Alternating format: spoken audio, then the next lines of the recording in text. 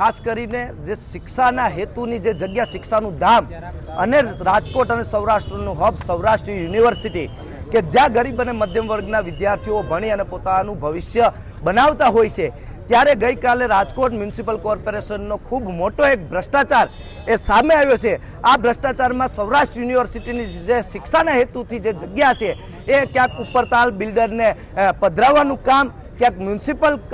જે કોર્પોરેશન છે રાજકોટનું એના દ્વારા કરવામાં આવ્યું છે। ત્યારે આજે અમે એ પ્રશ્ન પૂછવા આવ્યા છે મ્યુનિસિપલ કમિશનરને કે અમે ગરીબ વિદ્યાર્થીઓ છે સૌરાષ્ટ્ર યુનિવર્સિટીના, શું થોડાક પૈસા માટે થઈને કાલ સવારે તમે અમને પણ વેચી નાખશો? એક મોટો સવાલ છે। જે આ જમીન વેચવાનું કારસ્તાન થયું છે એમાં જે કાયદેસરની તપાસ થવી છે, જે અમારી જગ્યા છે, જે શિક્ષણ હેતુની જગ્યા છે એ તાત્કાલિકપણે ખાલી કરાવી દેવામાં આવે ને જે પણ આ ભ્રષ્ટાચારમાં સામેલ લોકો છે એની ઉપર કડકમાં કડક પગલાં લેવામાં આવે એવી માંગ સાથે આજે મ્યુનિસિપલ કોર્પોરેશનમાં કમિશનરને અમે રજૂઆત કરવા આવ્યા છે અને ઉગ્ર વિરોધ કરીએ છીએ કે હવે શિક્ષાના ધામને તો વેચવાનું બંધ કરો, તમે એ એક તો બચાવી લ્યો, બીજી બધી માર તો તમે સમજી લો કે ભાઈ અત્યારે જોયા છે સૌરાષ્ટ્રનું હબ જે રાજકોટ મ્યુનિસિપલ કોર્પોરેશન છે એ ભ્રષ્ટાચારથી ભરેલું છે, એ બધાને ખબર છે। તો જે આ સૌરાષ્ટ્ર યુનિવર્સિટીની જગ્યા પડાવી લેવાનો મામલો છે એ સામે આવે અને જે અમારી જગ્યા કબજે કરેલી છે એ બિલ્ડર પાસે ખાલી કરી અને જે કોઈ એમાં જવાબદાર છે એની ઉપર કાયદેસરના પગલાં લેવાની માંગ સાથેનો વિરોધ છે। સૌરાષ્ટ્ર યુનિવર્સિટીને આમાં દોષિત એટલે નહીં કહું કે એણે તંત્રને શિક્ષણ મંત્રીથી લઈ અને બધાને